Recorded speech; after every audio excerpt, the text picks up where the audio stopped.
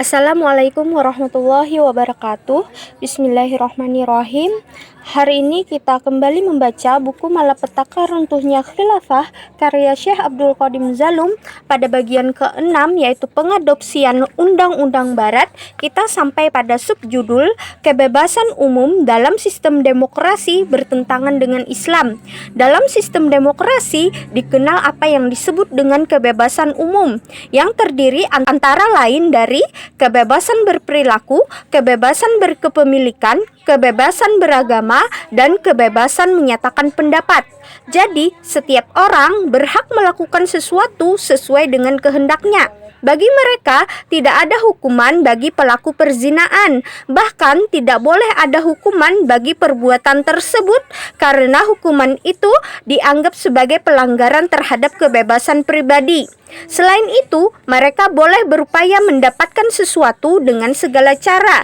Mereka boleh mengumpulkan kekayaan dengan cara berjudi, menipu, dan menimbun. Mereka juga boleh menganut akidah apapun dan menyatakan pendapat apa saja sesuai dengan keinginannya.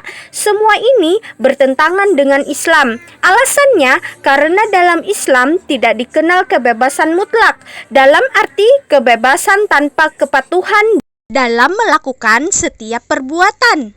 Islam membatasi perbuatan kaum muslim dengan kewajiban mereka untuk taat pada hukum-hukum syariah. Setiap perbuatan kaum muslim harus diselaraskan dengan hukum syariah. Kebebasan umum tidak dikenal dalam kehidupan kaum muslim. Tidak ada kebebasan pribadi dalam Islam. Karena itu, laki-laki dan wanita yang berzina akan dihukum cambuk. Bahkan, suami atau istri yang berzina akan mendapatkan hukuman rajam. Islam juga tidak mengenal kebebasan kepemilikan. Karena itu, tidak boleh mengumpulkan harta kekayaan melalui judi atau usaha-usaha lain yang tidak sesuai dengan hukum syariah. Harta kekayaan yang diperoleh melalui usaha-usaha yang tidak sesuai dengan hukum syariah haram untuk dimiliki, seperti riba. Seseorang juga tidak boleh mengumpulkan kekayaan dengan cara menipu atau berbuat curang dalam perdagangan serta melakukan monopoli. Selain itu, dalam Islam tidak dikenal kebebasan beragama. Seorang muslim yang mengganti agamanya atau murtad akan mendapat hukuman mati jika tidak bertobat. Dalam hal kebebasan berpendapat, Islam memperbolehkan kaum muslim menyatakan pendapatnya selama tidak mendatangkan dosa. Bahkan, Islam mewajibkan setiap muslim menyampaikan kebenaran dimanapun dan kapanpun. Dalam hadis Ubaidah bin Syamit, ketika kaum Ansor memberikan baiatnya kepada Rasulullah SAW, beliau bersabda yang artinya bahwa kami akan menyampaikan kebenaran dimanapun kami berada. Kami tidak akan takut terhadap celaan siapapun di jalan Allah. Hadis riwayat Al-Bukhari dan Muslim. Islam juga memerintahkan kita untuk menentang penguasa zolim dengan pendapat kita dan mengoreksi tindakan keliru mereka. Rasulullah SAW bersabda yang artinya, penghulu para syuhada adalah Hamzah bin Abdul Muthalib, dan seseorang yang berdiri di hadapan penguasa lalu ia memberikan nasihat kepadanya, namun kemudian penguasa itu membunuhnya. Hadis riwayat Al-Hakim. Ini tidak dianggap sebagai kebebasan menyatakan pendapat, namun kepatuhan pada hukum-hukum syariah. Dalam beberapa hal, menyatakan pendapat merupakan perkara yang mubah, sementara dalam beberapa kasus lain, menyatakan pendapat atau kebenaran merupakan suatu kewajiban. Dengan demikian, Islam bertentangan dengan demokrasi dalam perkara yang disebut sebagai kebebasan umum, karena dalam Islam tidak dikenal kebebasan, kecuali kebebasan dalam hal memerdekakan budak. Dari hanya ketujuh hal di atas telah nyata perbedaan antara Islam dan demokrasi. Telah jelas pula bahwa sistem demokrasi dan hukum-hukum Islam merupakan dua hal yang sama sekali berbeda. Karena terdapat perbedaan yang nyata antara kedua hal tersebut. Perbedaan keduanya sangat menyolok. Dengan demikian, jelas bahwa demokrasi sama sekali lain dengan Islam. Dari yang telah dijelaskan dalam bab ini, terlihat dengan jelas bahwa pemahaman yang menyatakan segala sesuatu yang tidak bertentangan dengan Islam dan tidak dilarang oleh dalil-dalil tekstual adalah perkara-perkara yang dapat diambil sebagai hukum, merupakan pemahaman yang salah. Melalui pengkajian yang teliti terhadap dalil-dalil syariah, juga telah jelas bahwa pengambilan hukum selain dari yang dibawa oleh syariah merupakan pengambilan hukum kufur, karena sama artinya dengan mengambil sesuatu selain dari yang diturunkan Allah Subhanahu wa Ta'ala.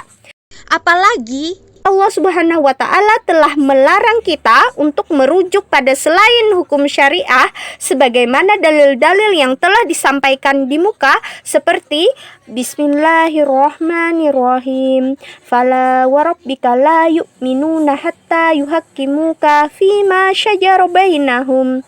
Artinya, demi Tuhanmu, mereka sesungguhnya tidak beriman sampai mereka menjadikan kamu Muhammad sebagai hakim dalam perkara apa saja yang mereka perselisihkan.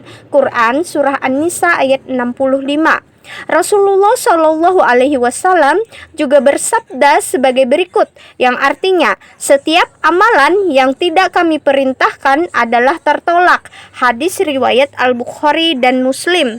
Allah Subhanahu wa Ta'ala dengan jelas melarang kaum muslim mengambil hukum selain dari yang telah Dia turunkan, sebagaimana firman-Nya kepada Rasulullah Shallallahu Alaihi Wasallam. Bismillahirrahmanirrahim. Wa anihkum bainahum bima anzalallah. Artinya, hendaklah kamu memutuskan perkara mereka menurut wahyu yang telah Allah turunkan. Quran Surah Al-Ma'idah ayat 49. Ayat di atas dilanjutkan dengan ayat berikut. Bismillahirrahmanirrahim. Wahzarhum ayyaftinuka am ba'di ma anzalallahu ilaik. Artinya, berhati-hatilah kamu dari mereka supaya mereka tidak memalingkan kamu dari sebagian yang telah Allah turunkan kepadamu. Quran Surah Al-Ma'idah ayat 49. Allah Subhanahu wa Ta'ala tidak berhenti sampai di sini, namun melanjutkannya dengan mencela orang-orang yang berhukum dengan hukum-hukum selain dari yang telah Allah turunkan. Allah Subhanahu wa Ta'ala berfirman, Bismillahirrahmanirrahim. Amal lam yahkum bima anzalallahu faulaika humul kafirun. Artinya, siapa saja yang tidak memutuskan hukum menurut wahyu yang telah Allah turunkan adalah kafir. Quran Surah Al-Ma'idah ayat 44. Pada ayat lain, Allah Subhanahu wa Ta'ala berfirman, Bismillahirrahmanirrahim. Wa man lam yahkum bima anzalallahu faulaika humuz zalimun. Artinya, siapa saja yang tidak memutuskan hukum menurut wahyu yang telah Allah turunkan adalah zalim. Quran Surah Al-Ma'idah ayat 45. Pada ayat yang lain lagi, Allah Subhanahu wa Ta'ala berfirman, Bismillahirrahmanirrahim. Wa man lam yahkum bima anzalallahu faulaika humul fasiqun. Artinya, siapa saja yang tidak memutuskan hukum menurut wahyu yang telah Allah turunkan adalah fasik. Quran Surah Al-Ma'idah ayat 47. Ayat-ayat ini sangat menekankan kewajiban untuk mematuhi apa yang telah diturunkan Allah Subhanahu wa Ta'ala, membatasi pengambilan hukum hanya dari hukum-hukumnya, dan melarang secara mutlak untuk mengambil hukum-hukum lain selain darinya. Dengan demikian, mengadopsi undang-undang Barat dan hukum-hukum demokrasi bukan hanya sekadar kesalahan, namun sama saja dengan mengambil hukum-hukum kufur yang telah Allah haramkan. Sekalipun hukum-hukum tersebut sesuai, bahkan tidak bertentangan dengan hukum-hukum syariah.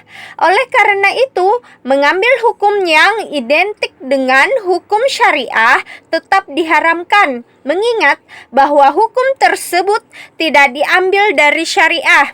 Demikian pula penerapan undang-undang Barat pada kaum muslim saat ini sama saja artinya dengan penerapan hukum-hukum kufur atas mereka, tanpa memandang apakah hukum tersebut sesuai atau bertentangan dengan syariah. Jika seorang muslim menyewa seorang pekerja atau mengontrak rumah atau mobil dan melaksanakan perjanjian sewa-menyewa itu dengan undang-undang Barat, maka hal ini sama artinya dengan menerapkan hukum kufur yang diharamkan Islam. Sebaliknya, jika ia melaksanakan perjanjian sewa-menyewa sesuai dengan hukum syariah, maka transaksi tersebut merupakan transaksi yang halal, baik perjanjian tersebut sesuai atau tidak dengan undang-undang yang berlaku di negeri itu. Demikian pembacaan buku Malapetaka Runtuhnya Khilafah karya Syekh Abdul Qadim Zalum. Pada bagian ke-6 ini sudah selesai. Kita lanjutkan pada bagian ke-7 pada hari berikutnya. Semoga bermanfaat. Wassalamualaikum warahmatullahi wabarakatuh.